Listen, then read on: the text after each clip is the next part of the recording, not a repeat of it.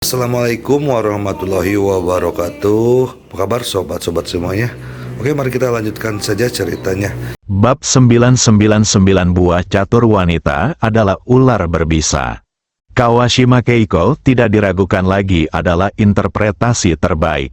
Ketika membahas kerjasama dengan Gu Qingzong tadi, meskipun keduanya memiliki pendapat yang berbeda, mereka lebih seperti teman lama, atau kawan di medan yang sama. Hal terakhir yang diucapkannya sebelum menutup telepon adalah bahwa Gu Qingzong harus mati terlebih dahulu. Bahkan Ji Fei tidak dapat menahan rasa dingin di tulang punggungnya saat mendengarnya. Wanita ini sangat kejam. Dia tidak punya dasar dalam kekejamannya. Ji Fei, bagaimana dengan tubuhku? Apakah aku seksi dan menarik dibandingkan dengan istrimu Li Ruoxi? Apakah aku lebih menarik? Rona merah muncul di wajah dingin Kawashima Jizi. Dia menggenggam tangan Ji Fei erat-erat dan hendak melangkah lebih jauh. Namun Ji Fei langsung menarik tangannya dan menatap Kawashima Jizi. Tubuhmu sangat dingin. Dingin? Kawashima Jiko sedikit terkejut. Tubuhnya sekarang agak panas, atau bahkan sepanas bola api, dan tampaknya bisa terbakar habis kapan saja.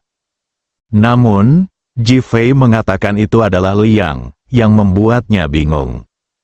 Karena kamu seekor ular yang cantik, Kawashima Keiko pertama kali melebarkan matanya, lalu.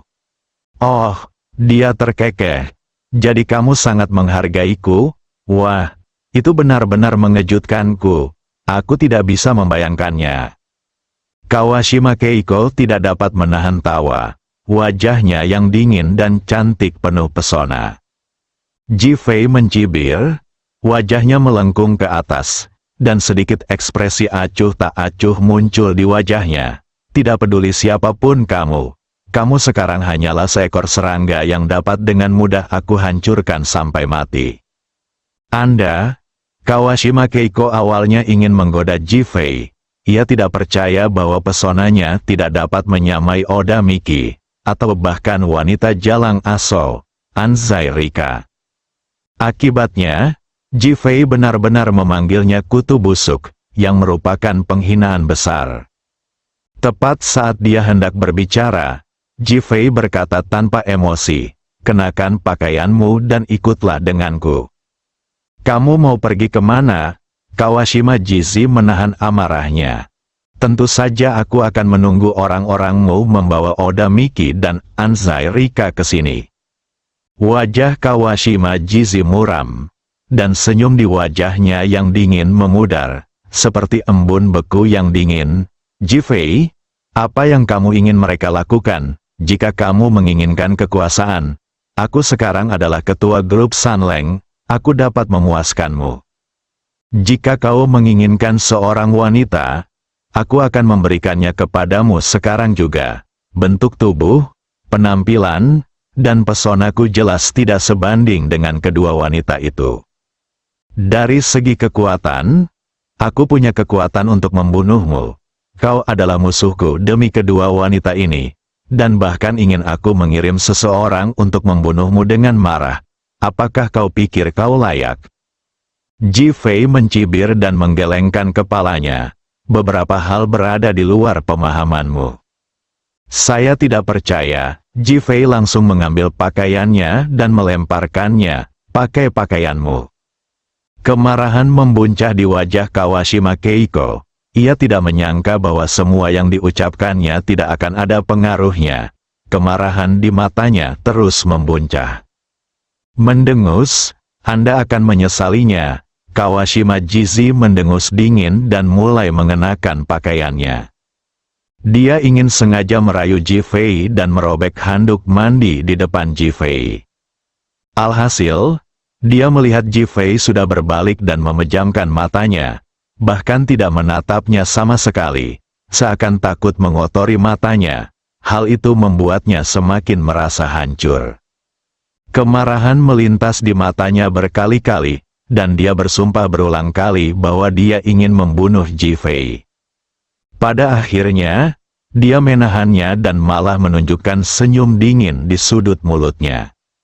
Didi, tiba-tiba, ponselnya berdering. Dia mengangkat telepon dan melihat bahwa 10 miliar yang diberikan Gu Qingzong telah tiba. Kawashima Jizi semakin mencibir dan tiba-tiba berjalan perlahan di belakang Ji Fei, yang matanya tertutup. "Jangan sentuh aku," Ji Fei berkata dengan bangga. Tangan Kawashima Jizi yang telah terulur, dibiarkan menggantung di udara, dengan ekspresi ketidakpuasan di wajahnya. "Apa yang sebenarnya ingin kau lakukan? Apakah ada yang salah dengan IQ-mu? Aku ingin menukarmu dengan 2 wanita, dan kau masih bertanya." Ji Fei sangat tidak sabar. "Ji Fei, bagaimana kalau kita bekerja sama?" Kawashima Keiko menarik napas dalam-dalam, tiba-tiba berbalik, berjalan kembali ke sofa dan duduk, merapatkan kedua kakinya lagi. Kedua kaki yang dibalut stoking hitam berkilau bersinar terang, memperlihatkan lekuk kaki yang sempurna.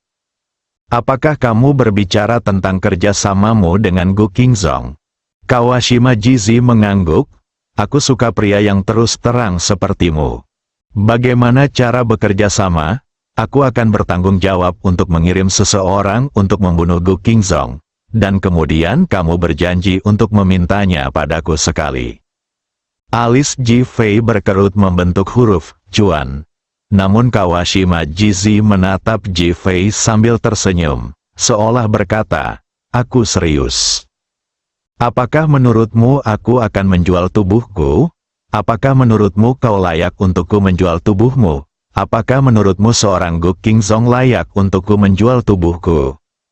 3 pertanyaan Ji Fei, satu lebih keras dari yang terakhir, membuat Kawashima Jizi gemetar dalam hatinya. "Aku katakan padamu, tidak peduli kau atau Gu Qingzong, jika mereka berani menjadi musuhku, aku akan membuat mereka mati dengan menyedihkan. Apakah kamu tidak takut kami para ninja akan datang dan membunuhmu? Apakah menurutmu mereka bisa membunuhku? Bagaimana dengan wanita-wanita di sekitarmu? Bagaimana dengan istrimu? Apakah kamu tidak takut mereka akan dibunuh?" Ji Fei terdiam. Kawashima Jizi mengira dia telah menangkap Ji Fei. Jadi dia berdiri dan menatap Ji Fei. "Kita berdua bisa mendapatkan keuntungan jika kita bekerja sama. Kamu bisa memikirkannya dengan saksama. Kamu tidak hanya bisa mendapatkanku, seorang wanita, tetapi kamu juga bisa memiliki kekuatan untuk membunuh Gu Qingzong. Sungguh kesepakatan yang bagus." Nada bicara Kawashima Jizi lembut, dan wajah dinginnya menjadi lebih menawan, bahkan jari-jarinya bergerak di depan Ji Fei. Ji Fei tiba-tiba mendapat ide dan menatap Kawashima Jizi. "Apakah kamu benar-benar bertekad untuk membiarkanku memilikimu?" Kawashima Jizi langsung mengangguk. "Tentu saja, aku tidak berbohong padamu." Tiba-tiba Ji Fei menunjukkan sedikit kegembiraan di wajahnya dan mengangguk dengan berat. "Oke, kalau begitu aku akan memuaskanmu." Nyata, Kawashima Jizi menunjukkan keterkejutan di wajahnya. "Bagaimana kamu ingin melakukannya? Ini benar-benar pertama kalinya bagiku. Bisakah kamu bersikap sedikit lebih lembut?" Tiba-tiba, sedikit rasa malu muncul di wajahnya yang dingin dan cantik, bahkan dengan sedikit rasa gugup. "Jangan khawatir, saya sangat berpengalaman." Kawashima Jizi merasa agak kecewa saat memikirkan Ji Fei yang akan menikah, tetapi dia tetap mengangguk. "Aku percaya dengan pengalamanmu, kamu akan menjagaku dengan baik." Kawashima Keiko tidak menyelesaikan sisa kata-katanya dan tidak dapat berbicara. Dia menatap Ji Fei dengan kebingungan di matanya, seolah-olah Ji Fei telah menekankan sesuatu padanya. Apakah laki-laki ini ingin menjadi domba yang pendiam? Bukankah semua pria menyukai kegilaan dan teriakan wanita? Aku telah memutuskan untuk menjadikanmu bidak catur di tanganku." Ji Fei menatap Kawashima Jizi yang tengah melamun dan berkata sambil tersenyum. Mata Kawashima Jizi tiba-tiba dipenuhi amarah, semuanya. Gelap gulita, dia sudah tidak sadarkan diri dan dijemput oleh Ji Fei dan dibawa pergi dari Hotel Feng Xiang. Ji Fei adalah pria yang jujur. Dia tidak akan cukup bodoh untuk menolak seorang wanita yang datang kepadanya atas inisiatifnya sendiri dan ingin menjadi pion. Tentu saja, dia juga orang baik. Dia harus mewujudkan impian orang lain. Hanya dengan mimpilah masa depan bisa terwujud. Bukan begitu. Rilis bab 1000 hari berikutnya. Li Ruoxi terbangun dalam pelukan Ji Fei. Ji Fei adalah seorang pria, dan dia sangat marah pada Kawashima Jizi, terutama karena tangannya diletakkan di tubuhnya. Sekalipun dia tidak menginginkannya dan membencinya, dampak visual dan sentuhan yang kuat tetap saja membuat api berkobar dalam hatinya. Ketika dia kembali ke rumah dan melihat wajah Li Ruoxi yang lembut dan tubuhnya yang melengkung, Ji Fei memeluknya. Pada akhirnya, dia tidak bisa mengendalikan diri dan melakukan itu. Semua orang mengerti, Li Ruoxi menggaruk ketiak Ji Fei dengan lembut, dan Ji Fei langsung terbangun. Melihat Li Ruoxi menatapnya sambil tersenyum, matanya langsung dipenuhi rasa iba, dan dia menatap Li Ruoxi, istirahatlah dengan baik selama beberapa hari, dan jangan khawatir tentang hal-hal di sini untuk saat ini. Li Ruoxi sudah duduk. Tidak, aku mengandalkan Julie selama aku diculik. Bagaimana mungkin aku membiarkannya begitu lelah sepanjang waktu? Setelah Li Ruoxi selesai bicara, dia mendapati Ji Fei tidak memberi tanggapan. Dia pun buru-buru menoleh dan mendapati Ji Fei tengah menatap tubuh bagian atasnya yang mulus dengan linglung. Tiba-tiba dia menjadi sangat marah dan melambaikan tangannya di depan mata Ji Fei. Dasar mesum. Oh, Ji Fei terkekeh dan bereaksi. Apakah aku tidak bernafsu terhadap istriku? Siapa yang tahu kalau kamu bernafsu terhadap orang lain? Li Ruoxi pura-pura tidak mempercayainya dan menggumamkan sesuatu tentang lepas landas. Ji Fei teringat pada Kawashima Jiko dan mencibir. Wanita ini cepat atau lambat akan marah setengah mati karena dia merasa sangat dipermalukan. Memikirkan Gu Qingzong lagi, dia ingin bunuh diri. Kalau begitu, biarkan saja dia mati dengan menyedihkan. Ji Fei tersungkur ke tanah, wajahnya dipenuhi kebanggaan dan semangat juang. Ini sedikit mengejutkan Li Ruoxi, tetapi dia tidak bertanya lebih lanjut. Pukul 10 pagi, Ji Fei menerima telepon dari Feng Huang, yang mengatakan bahwa Kawashima Jizi ingin menemuinya. Ji Fei pergi ke tempat Kawashima Jizi di penjara oleh perusahaan keamanan Bameng. Kawashima Keiko kini sudah sadar dan mampu bergerak normal, tetapi dia tidak bisa keluar. Saya telah bertarung dengan Phoenix 3 kali dan selalu dikalahkannya. Pada saat ini, wajah Leng Yan penuh dengan kesakitan dan kemarahan. Begitu Ji Fei masuk, dia langsung meledak. Ji Fei, apakah kamu percaya kalau aku akan mati sekarang? Dia sudah merasa tidak punya muka lagi untuk hidup, terutama setelah diejek Ji Fei. Dia merasa telanjang dan tidak tahu malu, seperti akan mati.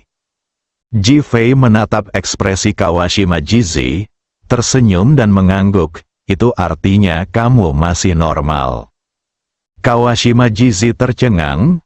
Apa maksudmu? Ji Fei mengeluarkan ponsel milik Kawashima Jizi. Dia selalu membawa ponsel itu untuk memastikan kontak dengan Akutagawa dan Gu Qingzong.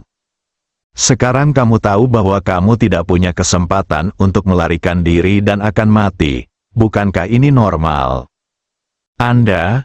Kawashima Jizi benar tentang apa yang dikatakan Ji Fei. Awalnya dia ingin melarikan diri dan bahkan berpikir tentang cara melepaskan diri dari kendali Ji Fei. Namun sekarang dia tahu bahwa dia tidak punya apa-apa dan itu tidak mungkin. Ekspresi Ji Fei menjadi lebih tenang, dan dia menyerahkan telepon itu kepada Kawashima Keiko. Selama Oda Miki dan Anzai Rika tiba dengan selamat, kamu akan aman. Bukankah mereka sedang dalam perjalanan?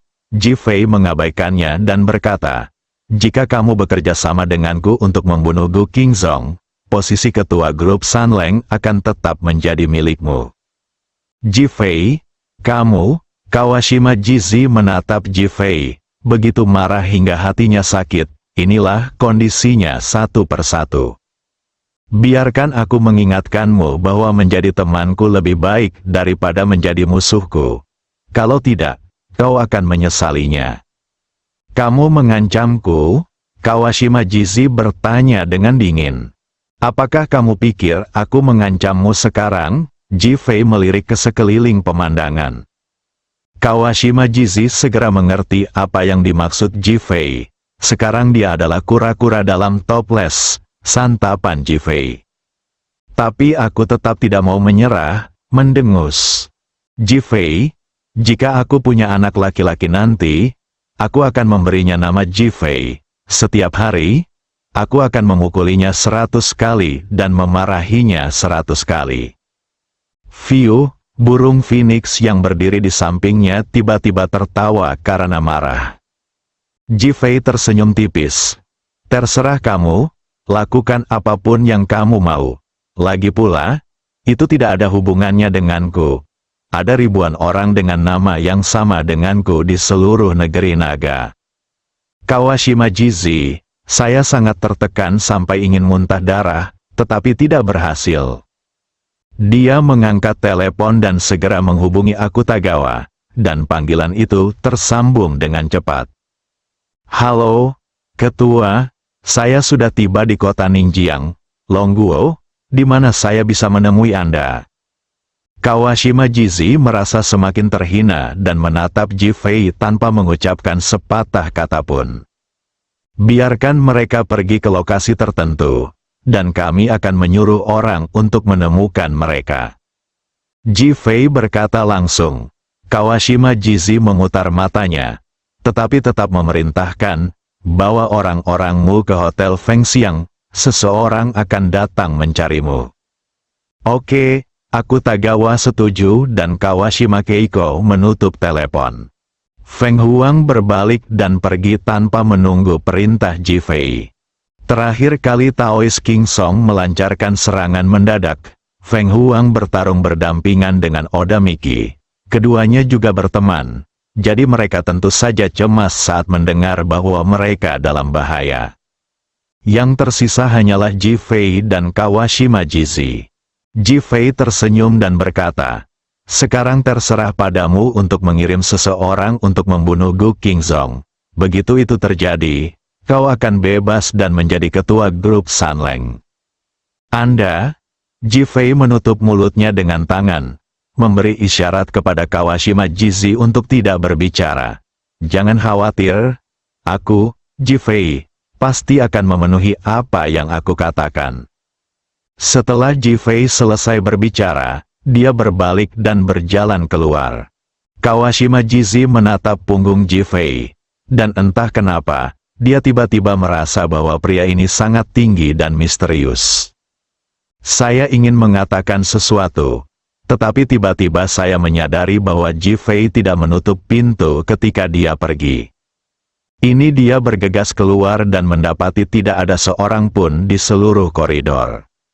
Ji Fei, jangan mempermainkanku, kau menggunakan rencana kotak kosong, kau pikir aku tidak tahu, jika aku pergi, kau pasti akan keluar untuk menangkapku. Saya berteriak dengan marah, tetapi tidak ada jawaban. Kawashima Keiko mencoba mengambil beberapa langkah dan tidak ada bahaya. Setelah berjalan beberapa langkah lagi, masih tidak ada bahaya. Begitu saja, dia keluar dari perusahaan keamanan Bameng tanpa bahaya apapun. Ini Ji Fei benar-benar membiarkannya pergi. Bagaimana itu mungkin? Berdiri di jalan di seberang perusahaan keamanan Bameng, Kawashima Jizi merasa seperti sedang bermimpi. Dan Ji Fei membiarkannya pergi. Bukankah kamu mengatakan kamu ingin membunuh Gu Qingzong sebelum kamu mengganggunya? Kawashima Jizi menggenggam telepon dengan erat. Ji Fei, aku harus membunuhmu untuk membalas dendam. Setelah mengatakan ini, kata-kata Ji Fei langsung muncul di benaknya. Aku, Ji Fei, pasti akan memenuhi apa yang telah aku katakan. Sekarang dia sudah membiarkanku pergi. Mengapa aku harus bekerja sama? Dia belum selesai memikirkan hal berikutnya ketika dia tiba-tiba teringat apa yang dikatakan Ji Fei tentang film itu. Dia tidak bisa menahan diri untuk tidak gemetar. Jika dia menyinggung Ji Fei, konsekuensinya tidak akan terbayangkan. Bunuh Gu Qingzong, Kawashima Keiko mengucapkan ini tanpa sadar. Berbalik dan segera pergi, dan mulai menelepon. Ji Fei keluar dari kegelapan dan menatap punggung Kawashima Jizi. Kamu tidak bodoh? Dia sengaja menguji Kawashima Keiko. Yang lebih penting, dia percaya bahwa Kawashima Keiko tidak sebodoh itu hingga tidak peduli dengan segalanya. Ternyata, dia membuat taruhan yang tepat. Terkadang lebih baik melakukannya dengan sukarela daripada dipaksa. Bersambung.